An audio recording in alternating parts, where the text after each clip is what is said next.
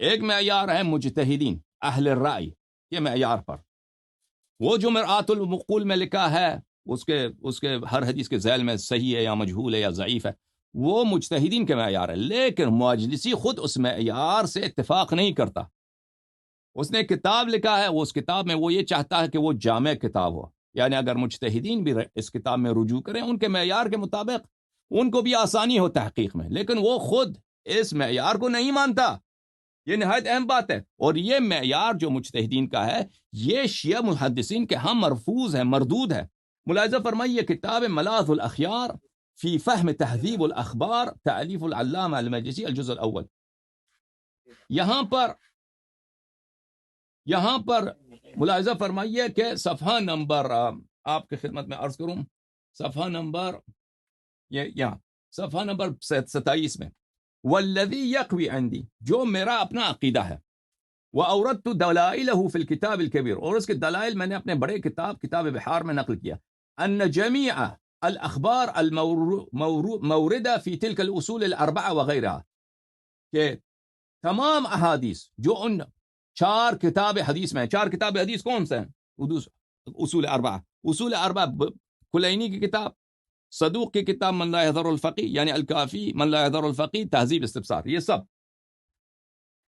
وغیرہ، اور ان کے علاوہ جو تصنیفات ہیں صدوق کی، احمد ابن محمد ابن خالد برقی کی، صفار کی، حمیری کی، شیخ توسی کی اور مفید کی، وما تیسر لنا، اس کے علاوہ جو حدیث کی کتابیں میرے پاس آئی ہیں المذکورہ فی کتب الرجال، جن کا اسم کتب الرجال میں موجود ہے، وقد ادخلت اخبارہ فی کتاب البحار، ان سب کو میں نے کتاب بحار الانوار میں نقل کیا ہے، ٹھیک ہے نا، کلها مورد العمل، یہ سب صحیح ہیں، واقوى من الاصول العقلیہ والاستحسانات والقیاسات المتداولہ بین بعض المتاخرین من الاصحاب، اور یہ احادیث ہمارے علماء کے اجتہاد سے زیادہ قابل اعتبار ہیں، یہ ایک بات۔ دوسری بات، خود کتاب مرآت العقول کے مقدمے میں مرحوم مجلسی رحمۃ اللہ علیہ یہ فرماتے ہیں، چاپ دار الکتب الاسلامی الجزء الاول، فرماتے ہیں صفحہ نمبر 22 میں،